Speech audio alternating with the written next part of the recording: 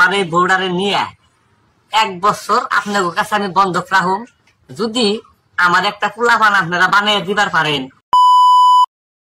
এটা আমার বউ, আমি 3 বছর ধরে বিয়া করছি, এখন তুই কোনো পোলাপান হয় নাই কে, তো পারেন যদি আপনারা আমার এই বউডারে নিয়ে 1 বছর আপনার কাছে আমি বন্ধক রাখুম, যদি আমার একটা পোলাপান আপনারা বানিয়ে দিবার পারেন। তাইলে আমার আজকের এই ভিডিওটা কমেন্ট করেন আর সবাই দেখার জন্য চেষ্টা করে দেন। প্লিজ ভাইয়ের আমার এই হেল্পটা করেন। আপনারাই তো করবেন, আর কারা করবো জানি না, নাকি দেন, একটু হেল্প করে দেন। এই ধরনের ভিডিও দেখে বর্তমান সমাজে শিশু এবং কিশোরীরা কি শিখবে এটাই আমি চিন্তা করতেছি।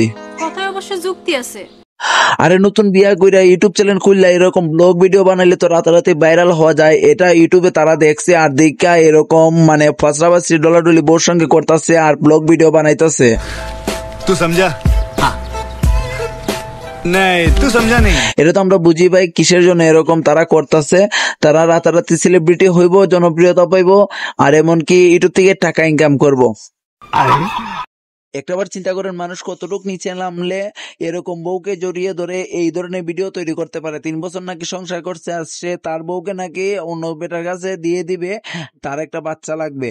এটা কোন ধরনের কথা? আর তার যদি মাথা এবং কি ব্রেন সঠিক এভাবে কাজ করতো তাহলে কি সে এই ধরনের কথা ভিডিওতে এসে বলতে পারতো? আর তার মধ্যে আবার বলে বন্ধু বান্ধবকে শেয়ার করতে। এটা কোন ধরনের ফাজলামি হইতেছে বাংলাদেশে, এটাই বুঝতেছি না। তো ভিডিওটা এই পর্যন্ত ছিল। পরবর্তী ভিডিওগুলো পেতে লাইক সাবস্ক্রাইব করে পাশে থাকুন আর আমাকে এভাবে ফলো করতে থাকুন।